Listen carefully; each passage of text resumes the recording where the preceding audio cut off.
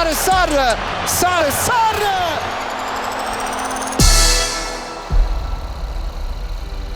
Jag heter Amin Sarr, 25 år gammal, från Malmö.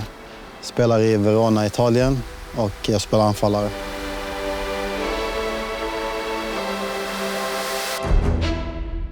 Fotboll för mig betyder allt egentligen. Det är något som jag har växt upp med, något som mina föräldrar alltid supportat mig med och något som min bror alltid varit där för mig och tränat med mig. Så för mig är det en viktig del av mitt liv och något som jag ska göra. Jag började spela mest med kompisar på gården och i skolan. Jag spelade väldigt mycket också. Det var väldigt tävlingsinriktat.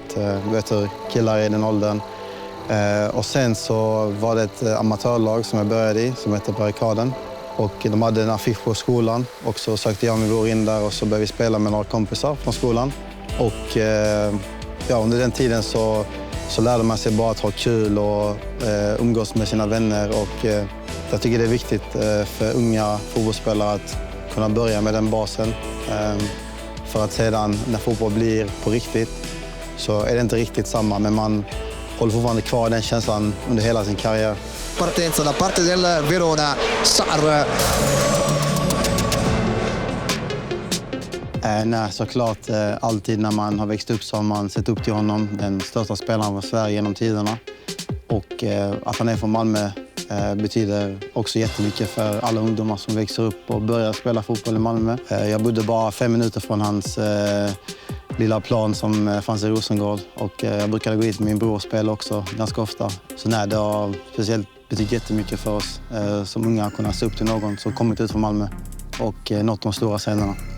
Förutom Zlatan när jag växte upp, han är fortfarande en förebild såklart, men jag skulle tänka mest på min spelstil så har det varit Mbappé som jag har kollat mycket på. Så jag tror det. Nej, jag har bott på många ställen i Europa. Vad jag har tagit med mig från varje land är att man alltid måste akklimatisera sig och lära sig språket och försöka anpassa sig till deras kulturer. Och det tycker jag inte jag har haft några problem med. Jag har faktiskt gjort det väldigt bra när jag kommer till ställena och trivs väldigt bra också. Så det tycker jag inte har varit några stora problem för mig. Alltså bara in i alla lag jag spelat i, socialt och fotbollsmässigt, så på det sättet så är det inga problem. Så jag har varit väldigt lycklig med ställena jag varit på.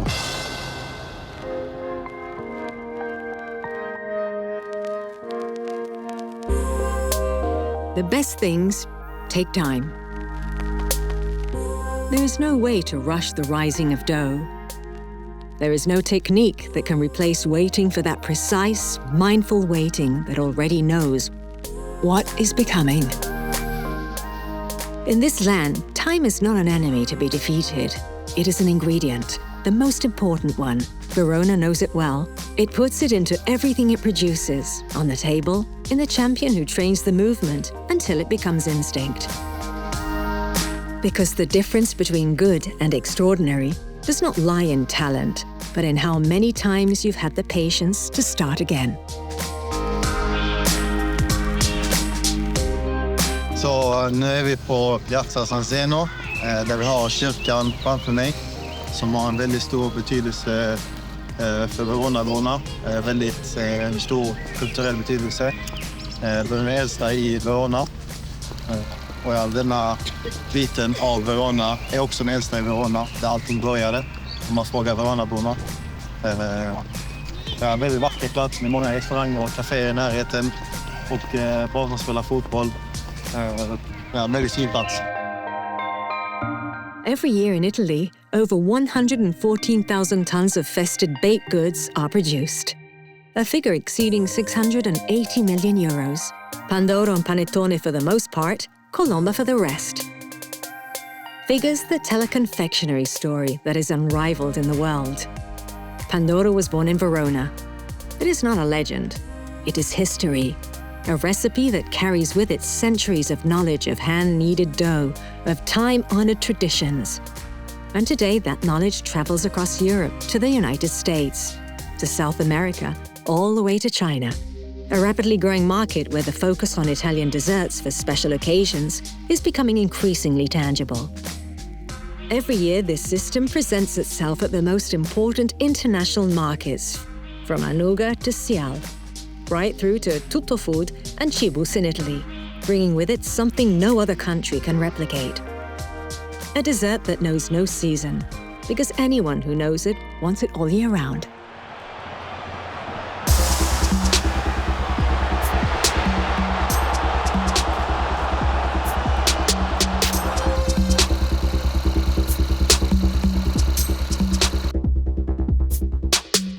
Något som jag skulle vilja ta med mig till Sverige är först och främst klimatet. Sen pastarätterna, vilket jag faller för här. Samt tiramisu, efterrätt, som jag verkligen har fått upp ett öga för när jag flyttat hit. Så det är nog en favorit här. Det har jag sett lite av Italien förut. Och vad jag tyckt har varit riktigt nice. Så jag har alltid haft positiva intryck från Italien. Och därför också kände att det var ett bra ställe att komma hit.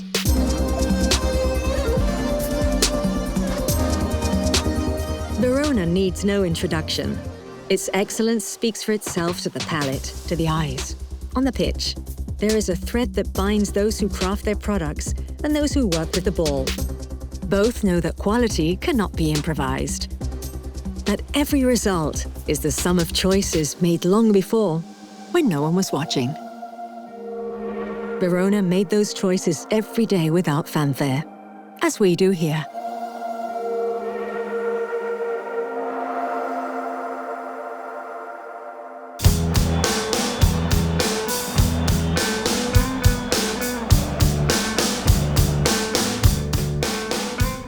Vad som är skillnaden i Italien är att jag märker att människor är väldigt öppna, sociala och snälla. Så här, de tar in en och vill snacka mycket och ta hand om en.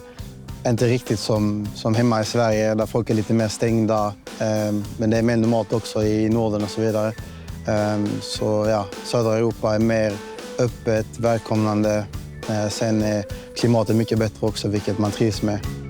Då är mycket med dem från laget eller om min familj kommer ner och vänner kommer ner och hälsar på. Och utanför fotbollen så går jag inte ut så mycket så jag träffar inte så mycket nya folk. Så det blir väldigt isolerat. Men det är väl till för koncentrationen också på fotbollen. Försöka hålla fokus hela säsongen och inte försöka svära iväg i något annat. Så hålla sig koncentrerad med familj och fotboll och försöka göra det bästa.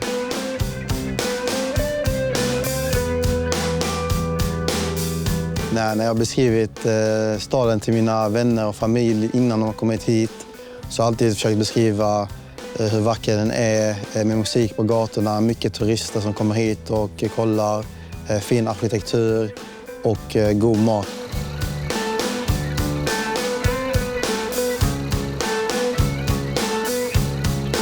För mig, jag var mindre så jag likadant och det är kul att se att yngre generationen börjar ta det och njuta av att spela fotboll.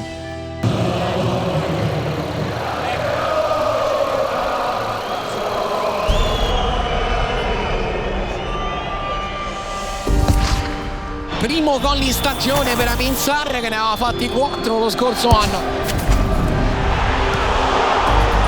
3-1 per l'Hellas che torna a sperare. I framtiden så hoppas jag att folk ska kunna minnas mig som en person som alltid försöker göra allt för laget. Samt människor som jag träffat ute i stan, att jag har lämnat ett gott intryck på dem och varit en god medmänniska.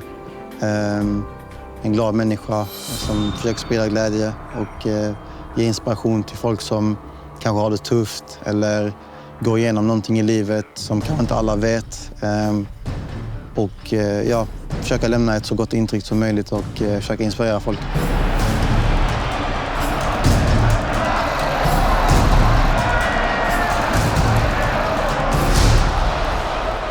Den här stadion Bentegård för mig betyder framförallt fans och supportrar och vad det nu innebär med laget tillsammans mot resten. Och det är en gammal arena men ändå med mycket karaktär. Och sen en fin plan också. Så det är alltid kul att komma ut här och spela. Min dröm när jag var barn var att såklart spela i en toppliga. Om det nu innebar Italien, England, Spanien så ville jag spela så högt upp som möjligt i ett lag. När jag var liten var det Barcelona. Nu har jag spelat i Tyskland, Italien och Frankrike, som alla är topp 5-ligor. Så nu, målet för mig är att nå andra ligor, kanske spela här i ett topplag samt ett annat topplag i världen. Och jag är bara 25 år, så jag har många år framför mig förhoppningsvis. Och kunna nå så högt som möjligt inom min karriär är väl planen och målet. Come vedete c'è come sempre grande entusiasmo per il pubblico giallo-blu.